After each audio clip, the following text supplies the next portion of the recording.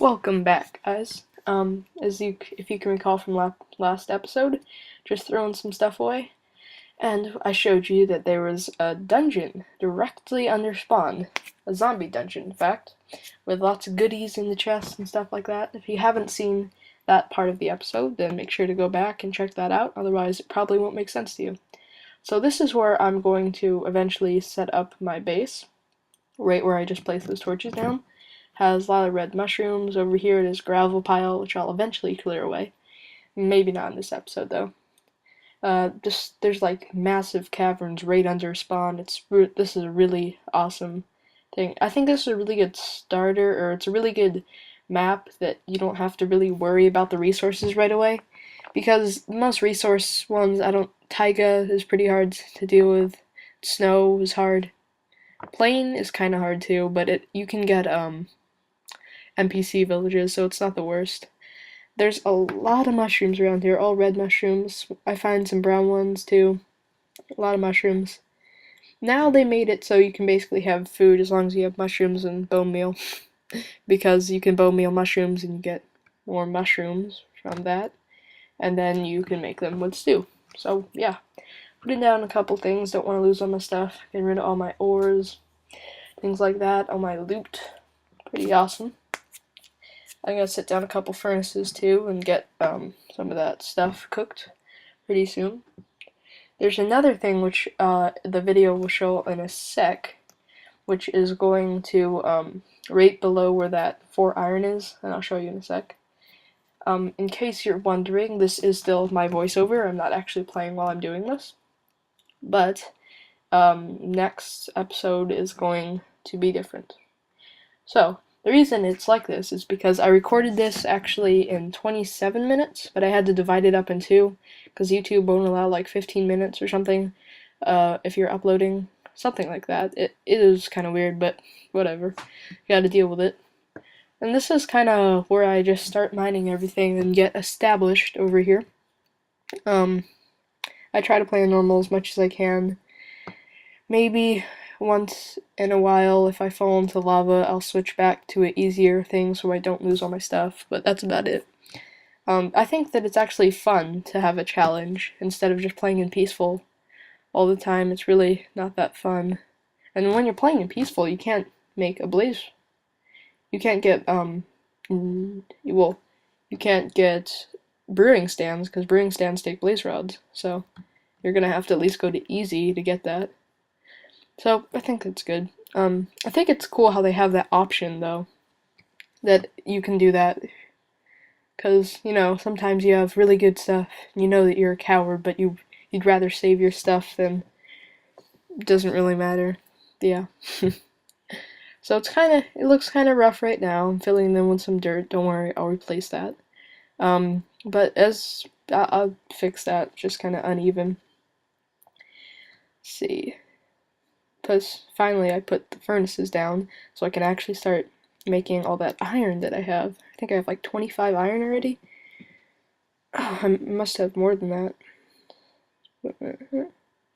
Little tip for you. It takes 8 coal to cook 1 stack of anything. Just something I found out, because 1 coal can cook 8 objects into something else, transfer them. And yeah, place down my bed finally. But funny thing is, it doesn't even matter because my spawn is basically directly below me. So I don't even know if I need a bed, except for skip to night and day and stuff like that. But it's really not that amazingly important. Yeah, this is kind of the mining episode. This is where I start doing a lot of stuff. They have a lot of caves, like right off my base. I'm just making sure that the lava doesn't go flowing all over it. A lot of caves though, lots of caves. And under it, there's giant ravines, underground ravines. It's just crazy stuff. Really awesome stuff. Let's see, what else am I doing? Yeah, oh, this is where I show you something really awesome. Okay, under this iron, there is something very special. It's actually a giant lava pit,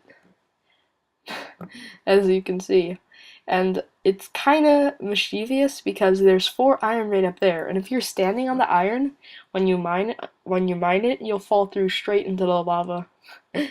So it's kind of funny. When I first saw this seed, I went to go mine it, and I fell right through and I died, and I got really mad. But it's okay. It's fine. Yeah, it's kind of. Nah, I guess I won't mine it. Yeah.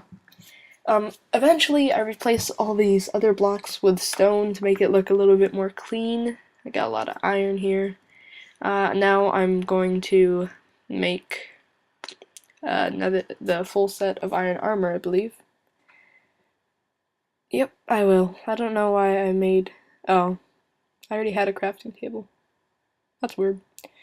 Probably just something I forgot. So, place crafting tables just like that. In the end, I make this actually really symmetrical and it looks pretty cool. Make 2 more furnaces. Put them on either side of the crafting table, right in front of them. I realized that there's a way to put torches and like mushrooms on crafting tables. I saw it in one of Etho's episodes, Etho's Lab. He's a really awesome Minecraft YouTuber. You click on the block. You have to make sure that the block is completely surrounded except for down where you'll have the crafting table. And then when you click on that, oh, you can make it like glass. So you can put glass behind the crafting table. And then when you put a torch on the glass or like a mushroom on the glass, it'll transfer it onto the crafting table.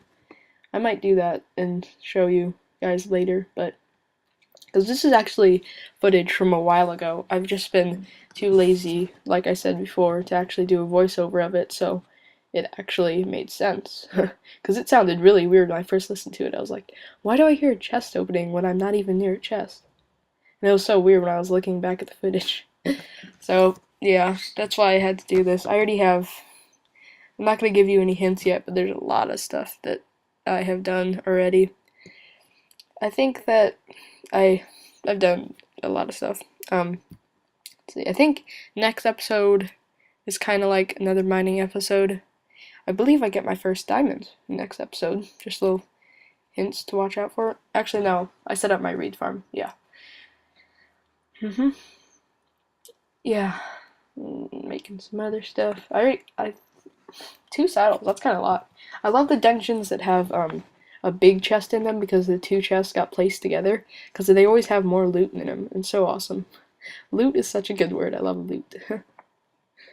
Yeah, so apparently it's nighttime. Oh yeah, and this is where I show you what's directly under spawn. See, that's exactly under spawn. First of all, there's a really big cave, which is pretty cool, and I believe it has a slime spawning chunk in it somewhere, which is awesome. And then, if I go down a little bit more, which I should be doing in a second.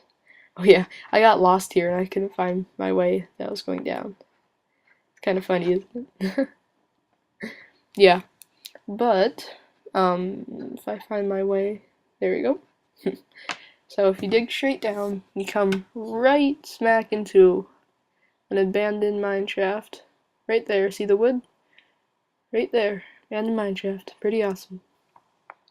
And it, oops, fell down there. This is intense. I almost die here. That would be an unfortunate first death. Get back up. Okay, we're all good. Yeah, there's a lot of resources in these caves. It's crazy. I think they made iron more, like, they made it a lot easier to get or something. They made it spawn more. Because that's certainly what it seems like. Okay, got some wood here. What else do we have? Some eggs. Yes, I got those chickens. I think that they should make creepers drop some rare drops too, like TNT. Maybe like 5 TNT, because TNT takes a lot of resources to make. Oh, checking my stuff. Let's see. Am I gonna check my furnaces? Yes? No? Nope. Oh, yeah. So in the end, it turns out, yeah. See how I did that?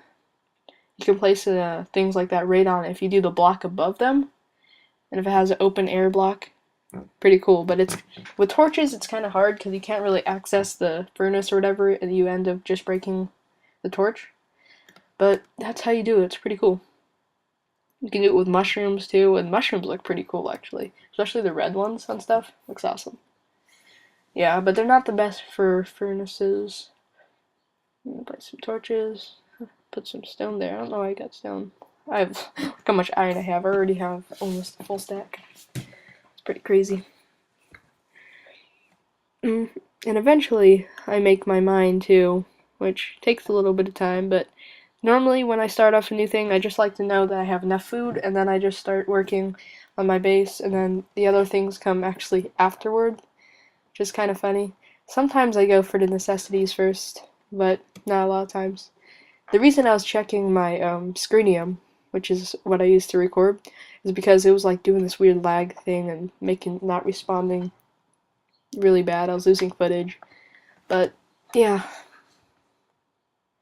What else am I doing over here? Let's talk about something else. Let's talk about Kony 2012. I know this is a little bit late for Kony 2012, but hey, whatever. I found Kony 2012 when it only had 50,000 views. I really did, but I don't really care about that. The YouTube counter is broken anyways. It had like 96,000 likes. So it's basically, for the few people who haven't seen it, because a lot of people know about it, it's kind of like a non-for-profit organization that basically, it's not really non-for-profit though, but they're trying to stop a man named Joseph Kony, who's abducting children in Uganda and Africa and using them as like child soldiers. But he doesn't do it for any reason except to maintain his power. So like the terrorists have a reason, the army has a reason, everything has a reason, but this guy just doesn't, and he hasn't been caught for 30 years. Or like 20 years or something, and he's abducted like 30,000 children, something ridiculous like that. So basically what it is you're trying to stop him, and you're trying to get as much support as you can. I think they already passed their 500,000 Facebook shares goal. That's what they wanted. It exploded. It, like, I watched it, it had 54,000 views, next day it had 3 million, then the end of that school day it had 10 million, wake up the next morning 30 million, and now it has like 100 million plus views. It's ridiculous. So they have an amazing amount of support right now, and it's the most support I've seen in anything. But that's enough about that. See you guys later.